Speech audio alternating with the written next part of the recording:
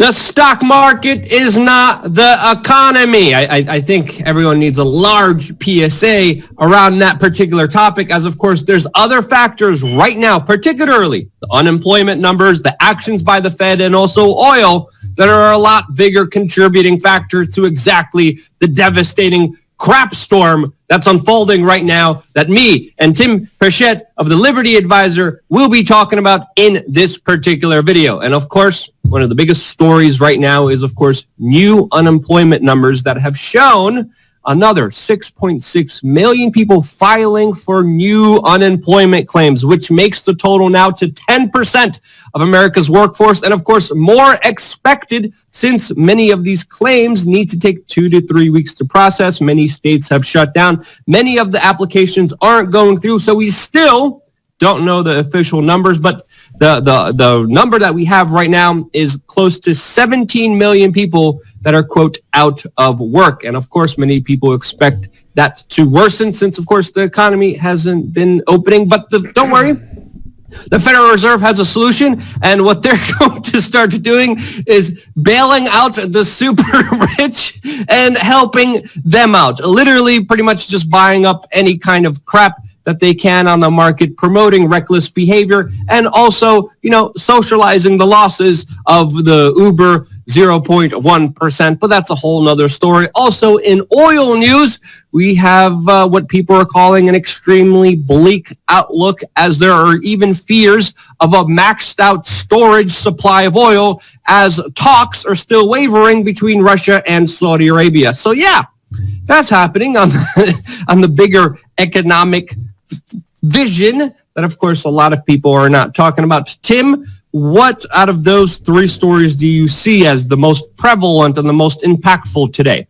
Well, thanks, Luke. And it's Pachot. You were doing so well yesterday. But anyways, everyone's always focused on the stock market, but the bond market is a much, much bigger concern. The bond market is many times the size of the stock market. And what is the bond market? So the bond market is when you lend money to a corporation and then they use that money. What they've been using that money lately has been to buy back their own stocks. But traditionally what would happen is they'd use that money to go invest, or maybe some research and development, or maybe hire some new people.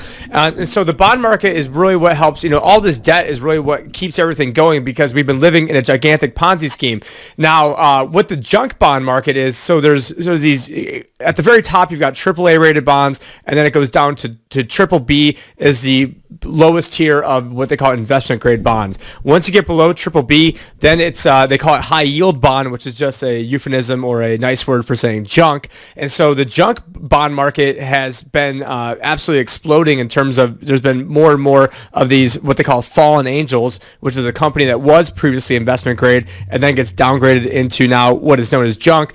And so when you get downgraded to junk, you're going to have all these different exchange traded funds, all these index funds who they have mandates where they can only hold on to certain things. And so if you're mandated to hold only investment grade bonds and all of a sudden you're not investment grade anymore, well, then you're going to be forced to sell. And then that forced selling begets more forced selling. And this was actually one of the major black swans that I pinpointed in February 11th when I was down at Acapulco, down in Acapulco, Mexico. And on stage, I said, listen, this is the big black swan. I'm pulling that up on screen right now, are going to be these triple B rated bonds that right now represent 50% of the investment grade bond market. And what's going to happen to these triple B bonds is, historically what we've seen is that you've seen a huge percentage of these triple B bonds end up going down into junk category. And so we take a look at the last two recessions, between 23% and 45% of the investment grade bonds were downgraded to junk. And so that's, they said that they pinned that around $600 billion. And so it's funny that all these programs are way more than $600 billion. Well, I guess it's not that funny.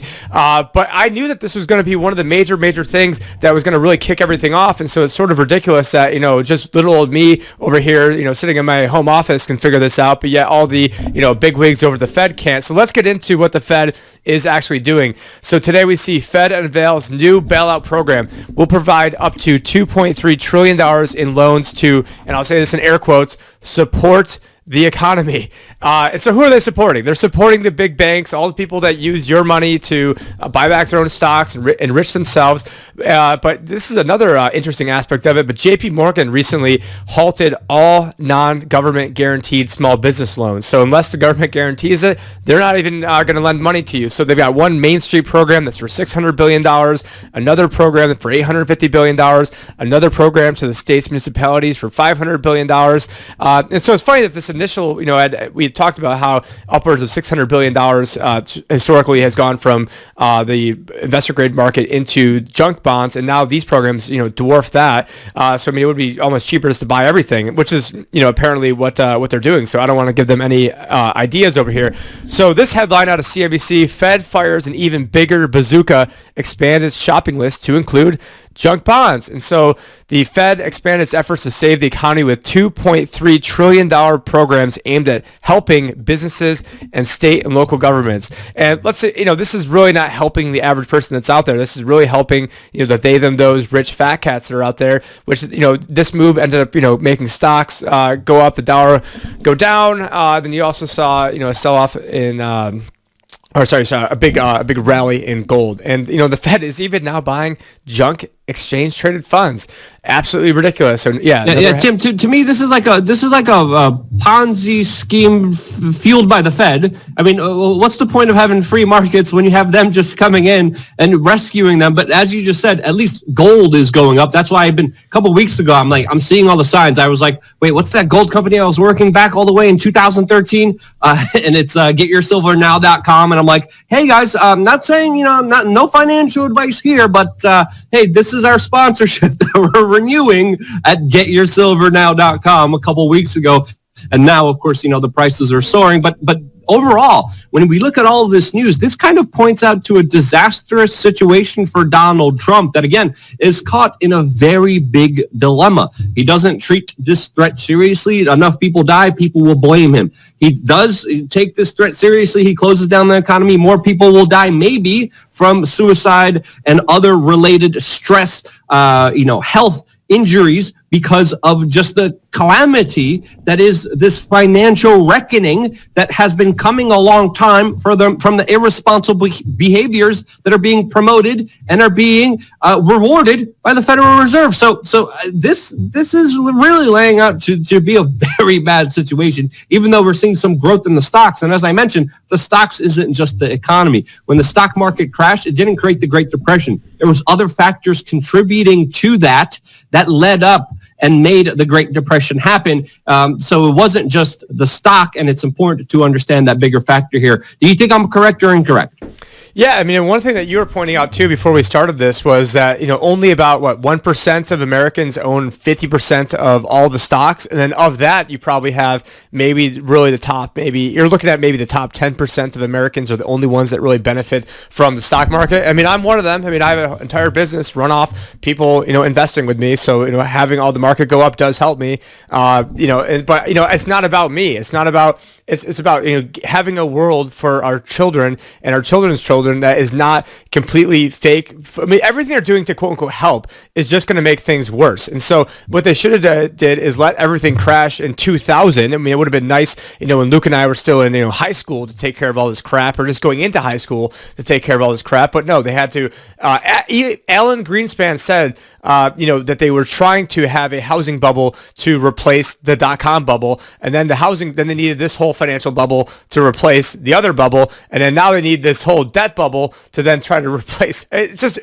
we are in an everything bubble, maybe besides, not financial advice, maybe besides gold, silver, at certain points, crypto. It's not, it's not all the time. It's not always a good time to buy crypto, but, it's just, this is a slow march into fascism. We're seeing when you're seeing the state, which is, I guess the Fed's technically not the state, but you're seeing the merger of the state and the corporations. What's that? We all learned in school that is, some form of fascism. But then the bigger problem, though, is there is no way to fix any of this stuff unless you get rid of the Federal Reserve, unless you get rid of debt-based money, because we have to borrow our money into existence, which means we are high-tech serfs that are all basically owned by the Federal Reserve. And so I don't care what little program you have over here, or what little policy you have over here, or little political football issue you're going to throw over here to distract all the sheeple this time. Because if you don't deal with the fact that our money is owned by other people that continually use it as a weapon against us and then play off both sides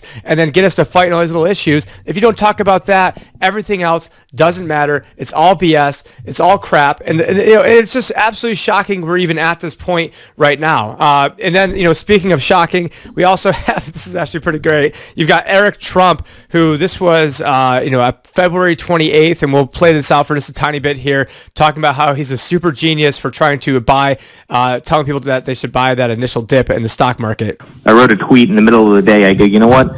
Just my 2 cents. Right now, like this second would be an absolute great time to buy. And the market was down like 1,000 points. Literally, I sent that tweet. The market comes back up another 700 points that day, right? And then obviously you go into yesterday where it was up, 1,300 points, and and today, et cetera, et cetera. So I feel like a super genius right now, John. But super genius. So we got a super genius right there in Eric Trump. So maybe he'll, I don't know what the lineage is. It's supposed to be Donald Trump is the presidency now, then he's going to get 2024, then Ivanka, then I don't know what the whole lineage is. But yeah, just having some fun there. But what people are buying, this is the last article I want to talk about, is this is out of Zero Hedge. It is visualizing this is a really bad pandemic economy, what are shoppers buying online during COVID-19? And then we take a look down here. We've got disposable gloves up 670%, bread machines up 652%, cough medicine up 500%, soups, dried grains, packaged foods, fruit cups, weights, some vitamins, toilet paper, obviously, toilet paper, dog food, those are all up 100%. And then we've got, more, recreational type stuff like cameras, which is funny, that's down 64%, yet I'm talking to you from a brand new camera. Luggage, gym bags, party supplies, all that stuff is not in favor right now. So there you go. But yeah, I can't stress enough how important of a subject that this is. I hate that we're, droning on here about the economy. Well, I don't hate it. It's actually what I love and what I really like talking about. But I just hate that I'm here talking about how this is the end of our freedom, the end of capitalism. I mean, capitalism ended a while ago, but now they've accelerated this whole pace. And once you get it's the Hotel California. You can get into this policy, but you can never leave. We're never getting back to normal. The Fed's balance sheet is never even going back to where it was at $4 trillion. Definitely never going back to zero. And it's just an unfortunate situation. We've tried warning people against this, and now it's just trying to, I guess, prevent things from getting even worse in terms of vaccine certificates and all sorts of other stuff. But that's all I've got today, Luke. I'm not sure if you have anything else you want to. And they're trying to coalesce us. They're trying to make us go along with it because they're going to give us a little check. Well, even just the distribution of that check. If you look at the way that the checks are going to be given to you, if you even approve of getting them,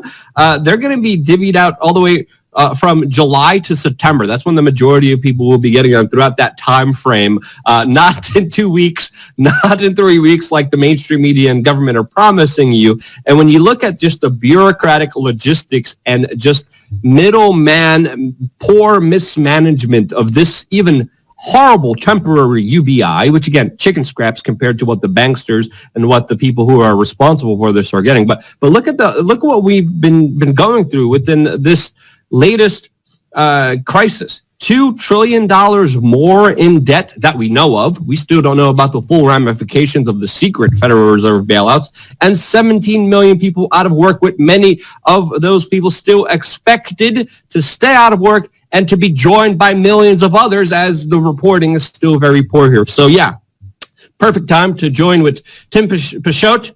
I think I said it right this time. Boom, nailed it. I'm trying here. I'm pretty sure I'm dyslexic too, but that's a whole other story within itself. But perfect time to team up with Tim to talk about the economy and what's happening here, because it's more crucial and important than ever. If you believe that, share this video with your friends and family members. There's a lot going on, but we're going to keep an eye on it here on Change the News.